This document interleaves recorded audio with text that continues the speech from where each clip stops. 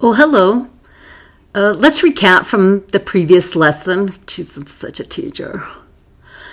The last time I mentioned something, it was about what's the purpose of education.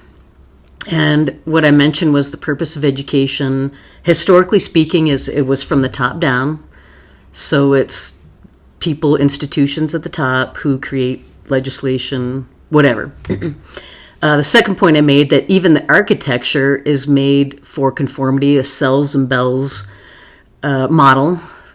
So I just think that's important for some reason. And then the third is, if we have this system that is from the top down, it's going to, I feel like in education, we're at the whim of whatever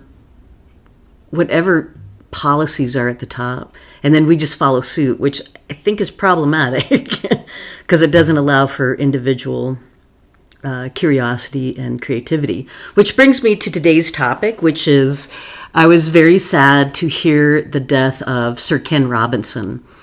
He did a TED Talk in 2006 that has become one of my favorites.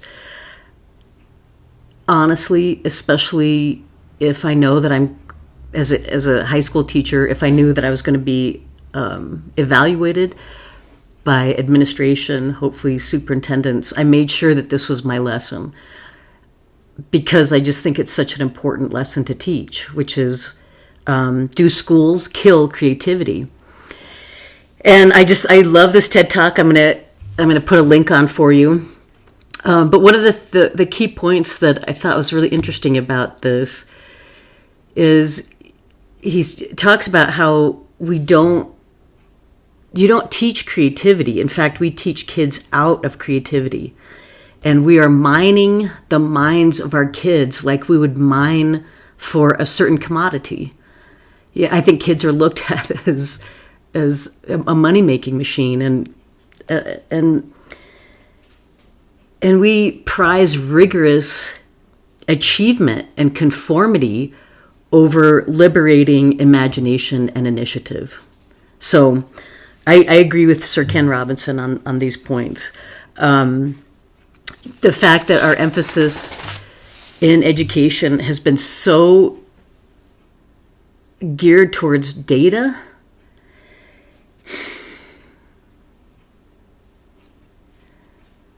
and we just kind of go along with this.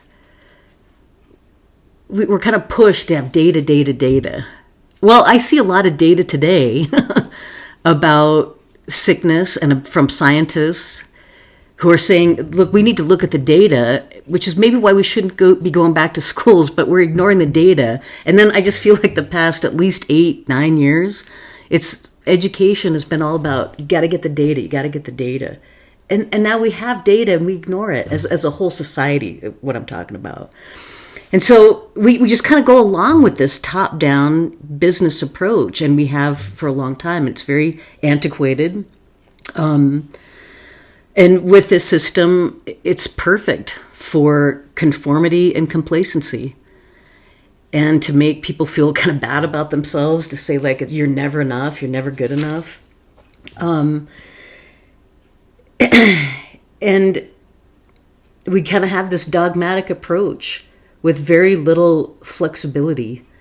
And this is very conducive to the top-down approach. And so I think that the consequences of this are very tragic, to be quite honest with you. And as always, this, I might be kind of seemingly disconjointed. And students, most of you know me, it's like I just kind of pull from all these areas, but if you just stick with me, they all come together, because everything kind of fits together with education at the very center. And so that's kind of my fight. I'm here. There's the lesson for today. See you soon.